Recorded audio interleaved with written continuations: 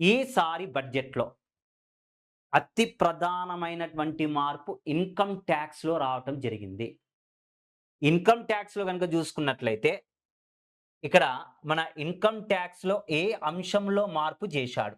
ఏ అంశంలో మార్పు జేశాడండి అంటే, ఇక్కడ ఒకప్పుడు 3,00,000 వరకు నిల్లుండే పాత పద్ధతి విధానంలో. అయితే ప్రస్తుతానికి దీనిని 4,00,000 వరకు నిల్ జేశాడు. నెక్స్ట్ 4,00,000 నుండి 8,00,000 రూపాయల వరకు 5% జేశాడు. 8,00,000-12,00,000 రూపీస్ వరకు ఎంత పర్సెంటేజ్ టాక్స్ పే చేయమన్నాడండి అంటే 10% అండి. 12,00,000 నుండి 16,00,000 వరకు 15%. నెక్స్ట్ 16,00,000-20,00,000 వరకు 20% టాక్స్. 20-24% వరకు 25% అండి.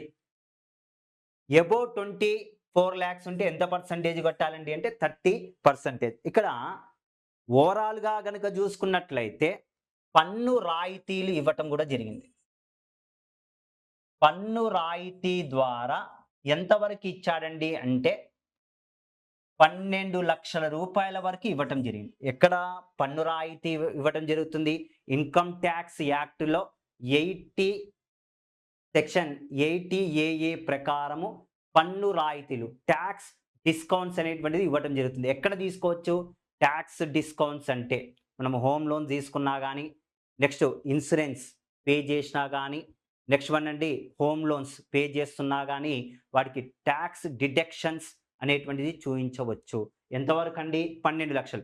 ఇదే గాకుండా స్టాండర్డ్ డిస్కౌంట్ అనేటువంటిది కూడా ఇచ్చాడు 75,000. పోయిన సంవత్సరం 50,000 ఉంటే స్టాండర్డ్ డిడక్షన్ అని చెప్పి 75,000 రూపాయలు చేశాడు.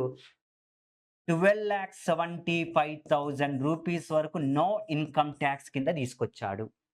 ఇది ఈ ఇయర్ బడ్జెట్‌లో అతిపెద్ద మార్పుగా చెప్పవచ్చు.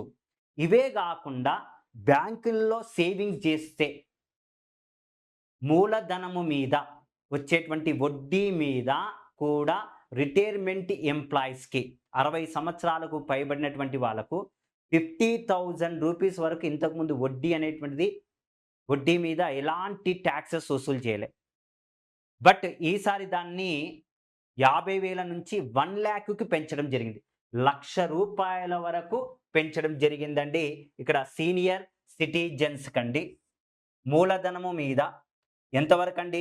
50,000 నుంచి ₹1,00,000 వరకు పెంచడం జరిగింది.